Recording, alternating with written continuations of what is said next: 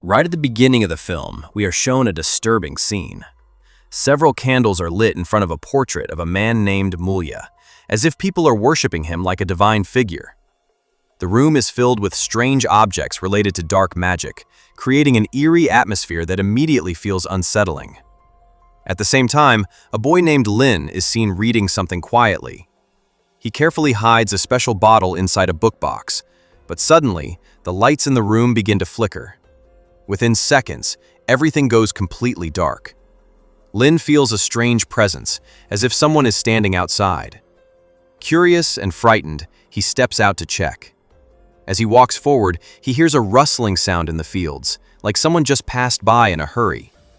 He assumes it must be Mulya, who is not only his teacher, but also the leader of the village. But as he moves closer, he notices something horrifying. There is blood on the grass, and with every step he takes, the amount of blood keeps increasing. And then, he finally sees it. Mulya is lying dead in front of him. Shocked, Lin slowly reaches out and touches him, but the moment he does, Mulya's head suddenly drops. The sight is so terrifying that it completely changes the tone of the story. After this, the scene shifts, and we are introduced to three friends. Among them, Ainam is a huge admirer of Mulya. Mulya is known for removing evil energies from people, and Ainam dreams of becoming just like him. She is seen practicing rituals with her friend Rin, while acting as if she is performing some kind of exorcism. However, their third friend Bagas interrupts them and questions what they are doing. He tells them that evil spirits don't leave like this, and if they truly want protection, they should pray instead. But Ainam and Rin don't take him seriously and continue their actions without caring much about his words.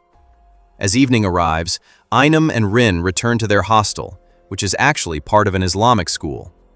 When they turn on the television, they see a program featuring Mulya. The show portrays him as a messenger of God, someone whose powers are helping society. In one segment, Mulya is shown curing a child's leg, making it look like a miracle. Watching this, Ainam becomes even more obsessed. She starts mimicking Mulya's actions, fully believing in his powers. Just then, her teacher enters the room and advises her to focus on prayer instead.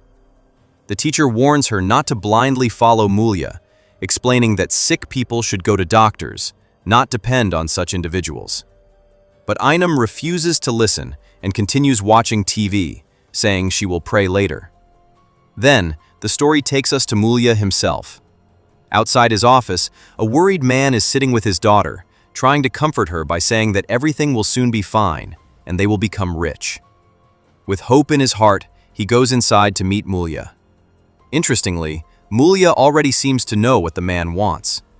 Without saying much, he places his hand on a mysterious box and starts chanting something. Suddenly, he stabs the man's hand, causing him intense pain and bleeding. Just when the man tries to pull away, Mulya places his hand back on the box, chants again, and applies something to the wound.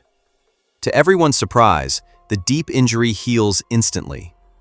Then, when the box is opened from below, it is filled with money. Seeing this, the man becomes greedy and asks for even more wealth. Mulya agrees, but tells him that this time he will have to make a sacrifice. And the man, without hesitation, seems ready to accept it. Meanwhile, outside, his daughter is performing ablution. But something strange keeps happening. A nearby door keeps opening on its own, again and again, as if trying to distract her. After closing it multiple times, she finally ignores it and begins to pray. But behind her, a terrifying presence appears. A demon slowly approaches her, coming dangerously close without her even realizing it. The scene then cuts to night, where Ainam and Rin are returning from the market. Suddenly, Rin remembers that she forgot something and runs back, leaving Ainam alone. In that moment of isolation, Ainam experiences something terrifying. She sees a vision of Mulya standing in complete darkness. He looks at her and tells her that she will soon become like him. And before she can react, he slits his own throat with a knife, blood pouring out everywhere. The vision is so horrifying that Ainam collapses in fear. When Rin returns, everything appears normal, as if nothing ever happened. She helps Ainam and takes her back to the hostel. But once they reach there, they receive shocking news. Mulia is actually dead. This raises a terrifying question. Was the vision Ainam saw real? As if this wasn't enough, Ainam soon learns another truth that shakes her completely. She discovers that she is actually Mulia's daughter. The man she always believed to be her father, Uwak, is not her real father. Her mother had left her in his care so that she could grow up in a better environment, away from Mulia. Uwak also reveals that her real mother never wanted her to meet Mulia. Hearing all this, Ainam feels completely betrayed. She not only loses trust in Uwak, but also begins to hate him. Consumed by emotions, she decides that no matter what, she will attend Mulia's funeral. Uwak does not try to stop her. Instead, he silently accepts her decision and leaves, after giving her the belongings that were left for her by her mother. Seeing all of this, Ainam becomes emotional as memories from her past start flooding back. But as morning arrives, she makes a firm decision. Along with Bagas and Rin, she sets out to attend Mulia's funeral. On the way, a question keeps bothering all of them. How could a father stay away from his own daughter for so many years? Ainam tries to make sense of it. She tells them that maybe Uwak lied, maybe her real father never refused to meet her. All her life, she believed that her parents were dead. That truth now feels like a lie, and it shakes her deeply. As they continue their journey toward Mulia's village, something terrifying happens. Ainam suddenly sees a demon standing on the road, calling out her name. The voice feels real, and the presence is horrifying. But when she looks around, Bagas and Rin have neither seen anyone nor heard anything. Realizing this, she tries to convince herself that it must have been an illusion, even though the fear lingers inside her. Finally, they reach the village, where grief has taken over. Everyone is mourning Mulia's death.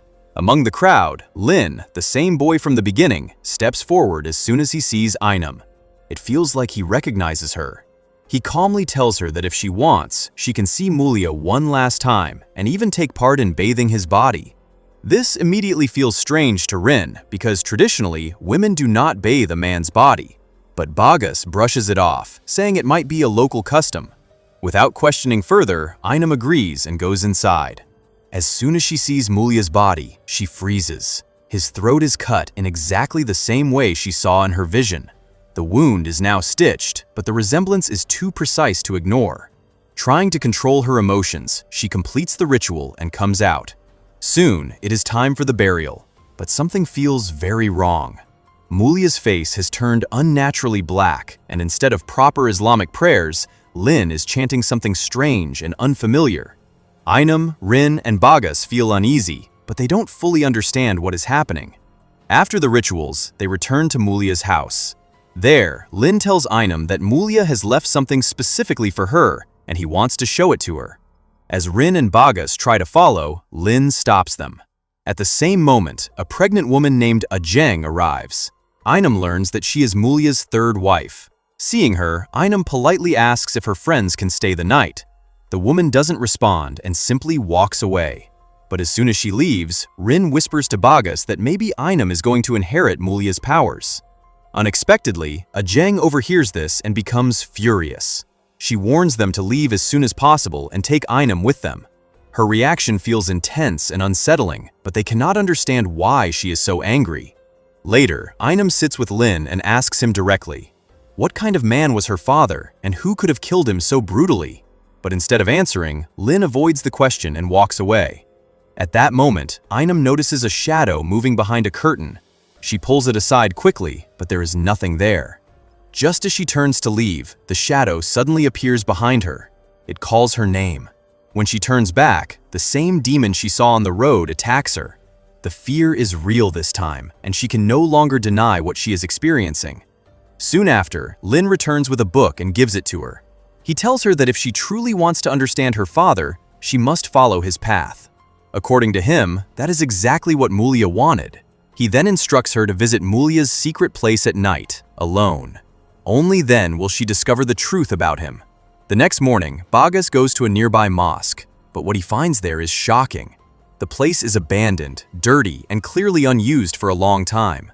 As he prepares to call for prayer, Lin suddenly appears and tells him something disturbing. In this village, no one prays anymore. If he wants to pray, he must do it alone. Even though it feels strange, Bagas begins his prayer. But during it, he senses that someone else is praying beside him. As he bows down, he sees something horrifying. Mulia's severed head is right next to him. Terrified, he tries to stay focused and completes his prayer. But when he looks again, there is nothing there. However, something even stranger catches his attention. The prayer mat has turned in the opposite direction on its own. Completely shaken, he rushes back and tells everything to Ainam and Rin. He warns them that this place is not normal. People here have not prayed for years, and something is seriously wrong. Rin finds this even more confusing. If no one prays here, then why was a mosque built in the first place? Then she recalls something chilling. In places filled with evil energy, people often stop praying altogether. In the next scene, Ainam and Rin are sitting together. Rin is cutting her nails, but accidentally injures her thumb. When she shows it to Ainam, Ainam responds in a strange tone, almost like Mulia himself. She tells her to have faith in her. The way she speaks feels unnatural, and it makes Rin uneasy. Meanwhile, Bagas stands outside Ainam's room. At that moment, Ainam suddenly appears behind him and asks about Rin, saying they haven't seen her in a while. Confused, they both enter the room. Inside, Rin is already sitting there. But something horrifying happens. The Ainam sitting in front of Rin suddenly disappears, which means the Ainam who was with Rin all along was not real. It was something else entirely. A demon had been sitting with her the whole time. Rin, who had been recording everything on her camera, finally checks the footage. What she sees completely shocks her. In the video, she was talking to herself the entire time, and Ainam was never there. This confirms their worst fear. Something is terribly wrong. Panicked, all of them decide that they should leave this place immediately and return to their hostel. But Ainam refuses. She says that she wants to follow her father's path, and if they want to leave without her, they can. Hearing this, Bagas is stunned.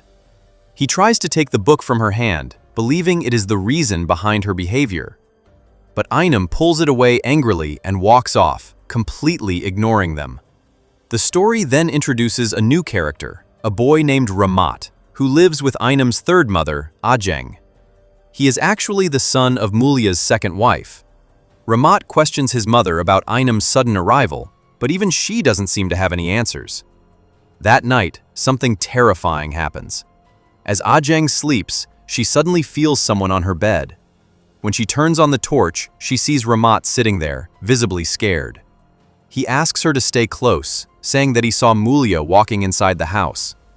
Hearing this, even Ajeng becomes uneasy. As they look around the room, they notice something horrifying. Mulia's feet appear to be walking on their own. Terrified, they scream. But when Ajeng looks back at her son, his face suddenly transforms into a demon. The sight is so horrifying that she jolts awake, realizing it was just a nightmare. But the fear lingers. Meanwhile, Lin takes Ainam to Mulia's secret place at night. He tells her that she is Mulia's daughter and now carries a great responsibility. Without hesitation, he heats up a knife and brutally stabs it into her hands and feet. Ainam screams in pain as visions begin to flood her mind. She sees her younger brother, Ramat, and other disturbing images. While she is trapped in these visions, something even more horrifying is revealed. A demon appears and starts feeding on the blood flowing from her wounds. The scene is disturbing and confirms that something deeply evil is at work. At the same time, Ramat is at home when his radio suddenly turns on by itself. A voice begins to speak, and it is Mulia's voice. Terrified, Ramat quickly switches it off, but then he hears a rustling sound outside. When he looks out, he sees Ainam standing there, with Lin behind her holding a lamp. Ainam gives him a strange and unsettling smile. Behind her, the villagers are following her, just like they used to follow Mulia. This sight completely terrifies Ramat. He immediately runs to Bagas and warns him that Ainam is about to be possessed by a demon. If they want to save her, they must act quickly. Ramat then asks Bagas if he knows how to call for prayer. When Bagas says yes, Ramat tells him to do it immediately, because that is the only way to reveal the truth of what is happening in the village. Following his advice, Bagas begins the call to prayer. But as soon as he starts, something horrifying happens. The villagers begin to suffer intense pain. Their heads ache, and blood starts coming out of their noses and mouths. Even Ainam starts reacting violently, as if she is being affected by something inside. At the same time, her reflection in the mirror behaves strangely. While she is in pain, her shadow is smiling. Meanwhile, Bagas himself begins to suffer. His throat starts bleeding, as if it is tearing apart from within. Unable to continue, he stops the prayer. The moment the prayer stops, everything suddenly returns to normal. This confirms one thing. Something evil is controlling this place, and prayer is affecting it. Ainam finally understands that they must pray to fight whatever is happening here. Without wasting time, she runs to the mosque where Bagas and Reen are. Seeing Bagas in such a terrible condition, she panics and insists that they must pray immediately. Despite his pain, Bagas agrees, and both of them begin praying while Reen stands guard. As Bagas completes the prayer, he sees something horrifying. Ainam is standing on the roof. Her face looks unnatural, her teeth are sharp and covered in blood, and her eyes clearly show that something has possessed her. Suddenly, she jumps down and attacks Ramat. Just as she is about to harm him, Ajung rushes in and saves him. As Ramat moves away, Ainam suddenly returns to normal, as if nothing happened. She has no memory of what she just did. Later, they all return home, where Ajung angrily confronts Bagas and Reen. She tells them that they are not respecting the traditions of the village, and because of their actions, the villagers are suffering. If they cannot follow the rules, they should leave immediately. Hearing this, Ainam steps forward and demands answers. She wants to know what is really going on. That is when Ajung and Ramat reveal a shocking truth. Mulia was not a good man. He was involved in something dark and evil. Ainam also learns that Ramat is not Ajung's biological son, but the son of Mulia's second wife, whose death was never properly explained. Ramat's leg has been disabled for years, and even Mulia, with all his so-called powers, could not heal him. But Ainam refuses to accept this. She cannot believe that her father was involved in such evil acts. Her mind refuses to process the truth. The next morning, Bagas and Reen decide to leave the village. They ask Ainam to come with them, but she refuses again. At that moment, Ramat takes them to his room and shares everything he has discovered. He explains that all the people Mulia healed somehow lost their ability to pray. This raises a disturbing question. If Mulia had real powers, where did they come from? Ramat reveals that people depended on Mulia for everything, even money. But he always wondered about the true source of his father's powers. To show them the truth, he takes Bagas and Reen to a hidden basement. This is the same mysterious room shown at the beginning. As they search through the books, they find a key hidden inside one of them. This key unlocks a secret door in the basement. Ramat opens the door for them but cannot follow as he is unable to climb the stairs. So Bagas and Reen move forward alone, with Reen recording everything on camera. As they proceed deeper, Reen notices a picture of Mulia hanging on the wall. Near it, there is a rosary. Just as she is about to walk away, the beads of the rosary suddenly scatter across her path on their own, as if something is trying to stop them from moving forward. As Reen continues recording everything, she slowly lifts her camera toward the portrait. And that's when she notices something terrifying. In the camera screen, someone is sitting beside Mulia, dressed in white. But in reality, there is no one there. Before she can even react, that figure suddenly lunges at her. Reen screams in fear, and Bagas rushes in immediately. Without wasting a second, he grabs her and pulls her away from there. As they run deeper, they discover another locked door. With no key available, Reen quickly uses her hairpin, and Bagas manages to unlock it. But the moment they try to step inside, something horrifying happens. Dozens of black hands emerge from the darkness and start pulling them inward with unnatural force. Desperate to survive, they begin reciting prayers, and somehow, they manage to break free from the grip. As they try to escape, the door suddenly refuses to open. Trapped, they turn around and see something even more disturbing. Several people are kneeling in prostration, facing them in silence. The sight shakes Bagas completely, but he gathers himself and starts reciting prayers again. This time, the door slowly opens. Without looking back, they run out and finally escape. But in the chaos, Reen's camera gets left behind inside. At the same time, Ainum is seen walking through the village in a trance-like state, completely unconscious of her actions. The villagers follow her as if she is their leader, their faces filled with devotion and happiness. Even her mother watches her from a distance, helpless and afraid. Ramat rushes to his mother and tells her that things are getting worse and they cannot stay here anymore. Realizing the danger, she immediately packs their belongings and prepares to leave. Meanwhile, the villagers continue approaching Ainum, telling her their problems, and shockingly, she begins solving them, just like Mulia used to. At that moment, Bagas and Reen arrive. Bagas quickly places his jacket over her head, hoping it will snap her out of this state. He knows that something evil has taken control of her. But instead of calming down, Ainum violently pushes him away. Bagas and Reen are now completely lost. They don't know how to bring her back to normal. Desperate for help, they go looking for Ramat and his mother, only to discover that they have already left. On the other side, Ainum is now fully possessed. Her eyes turn red, and her behavior becomes completely demonic. That is when the demon inside her begins showing her visions from her father's past. In these visions, the truth is finally revealed. Mulia was never a holy man. He was practicing black magic, and his powers came from demons. When Ajeng discovered this horrifying truth, she refused to stay with him. She knew that being his wife meant becoming a sacrifice, and that their child would be cursed. That is why none of Mulia's wives survived. They were all sacrificed, and their children were left with suffering and curses. Ramat himself was living proof, as Mulia could heal others but could never cure his own son. When Mulia realized that Ajeng had become a threat to him, he tried to kill her. But before he could do it, Ramat stepped in and did something unthinkable. He killed his own father by cutting off his head. After that, they hid Mulia's body deep inside the forest. Back in the present, as this vision ends, Ainum runs toward the forest. She has now learned that Ramat killed her father, and she is consumed by rage. She wants revenge.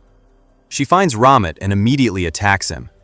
Ajeng tries to save her son by grabbing Ainum's legs from behind and stabbing her with a sharp object.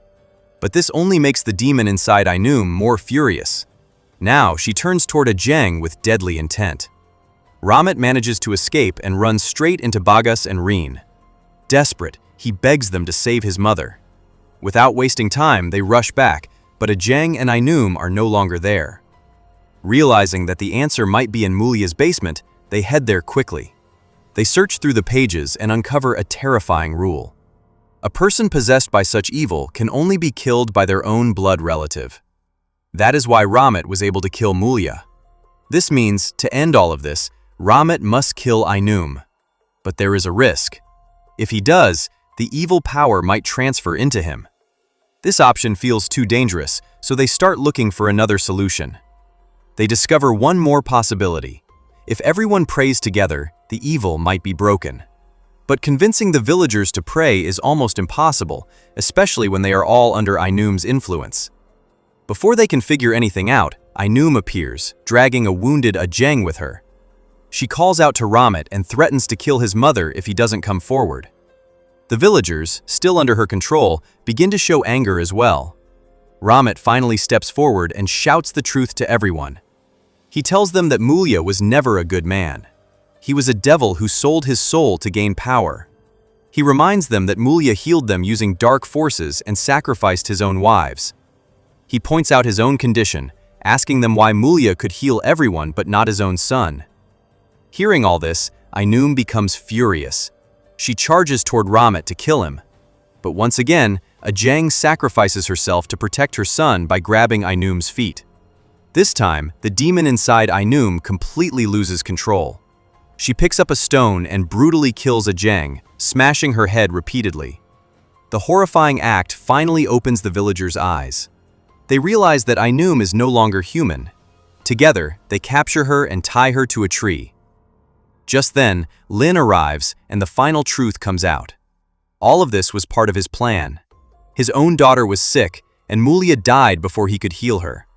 Lin knew that only someone from Mulia's bloodline could inherit his powers, and that is why he brought Ainum here, to continue what Mulia started. This is exactly why Lin had spread the news of Mulia's death and brought Ainum here. It was all part of his plan. He performed dark rituals so that a devil could possess Ainum's body. Mulia had been worshipping a demon all along, and Ajeng knew this truth. That is why she had warned Ainum and her friends to leave, but they never listened. Now as Lin steps forward, trying to control the situation, the demon inside Ainum reacts violently. With terrifying strength, it lifts Lin into the air and throws him down without mercy. Before anyone can react, the demon kills him brutally with a spear. Through Ainum's body, it declares that she belongs to it, that her body is now completely under its control. Seeing this horrifying moment, Bagas gathers courage and starts reciting prayers loudly. As his voice echoes, the villagers begin to hear it from a distance.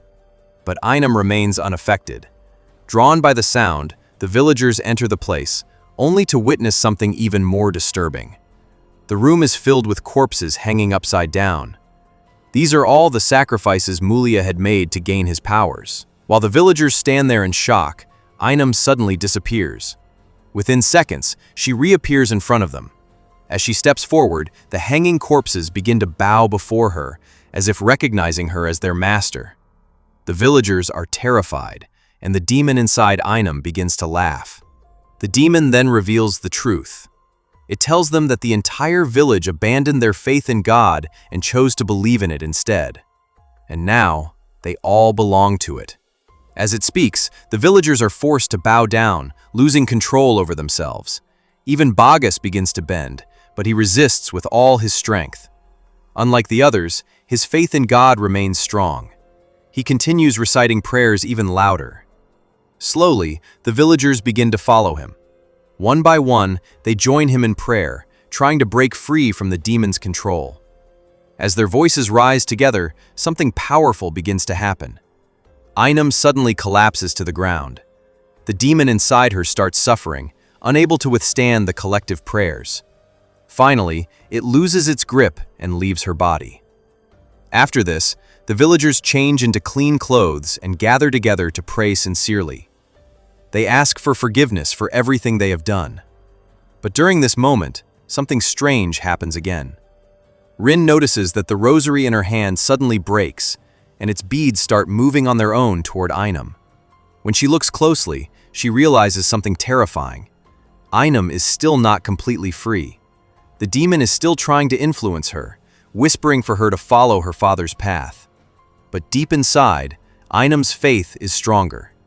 She continues to believe in God and keeps praying without stopping. Her faith becomes her strength. Slowly, the demon loses its remaining control and disappears completely. This time, Ainum is finally free.